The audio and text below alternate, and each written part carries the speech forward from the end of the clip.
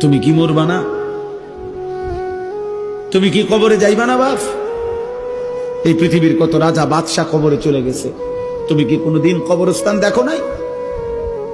তুমি কারো জানাজা পড়ো নাই? তুমি কি কোনো মানুষের লাশ দেখো নাই? আমি 5 দিন আগে আমার জ্যাঠার সাথে কথা বলে আসছি, বাড়িতে খোঁজ খবর নিছি। 5 দিন পরে আমার জ্যাঠা মারা গেছে। আমি জ্যাঠার দিকে তাকাইয়া বাড়িতে গিয়া দেখছি আমার এই সেই মানুষটা যার সাথে আমি কথা বলছি, উনি নাই, চুপ হয়ে গেছে, হাত নড়ে না, পাও নড়ে না। আমি জানাজা পড়াইছি আমার জ্যাঠার, তো জানাজার আগে আমি আমার জ্যাঠার কবরটা খালি, তখন কবরে রাখে নাই।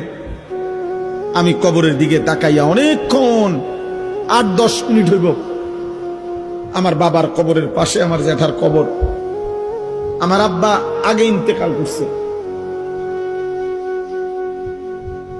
আমার জ্যাঠার কবরের দিকে তাকাইয়া অনেকক্ষণ খালি কবরের দিকে তাকাইয়া ছিলাম। তাকাইয়া আমার মনে হইল কবর যেন আমারে ডাক দিয়ে বলছে, আনিস, আমার কাছ থেকে 1 মুঠ মাটি দিছিলাম আমি তোমার জ্যাঠারে বানাইবার জন্য, আজ আমার মাটি আমি ফেরত নিলাম।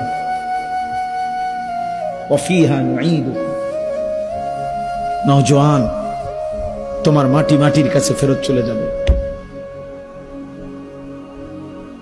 তুমি মাটি ছাড়া আর কিছু না।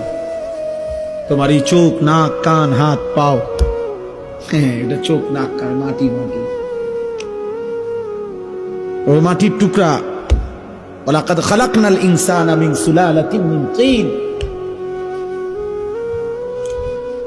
আল্লাহ বলছে শুকনো মাটি থেকে, ঠনঠনে মাটি, আমি সেখান থেকে মানুষকে সৃষ্টি করেছি। তুমি মাটির একটা টুকরা ছাড়া আর কিছু না।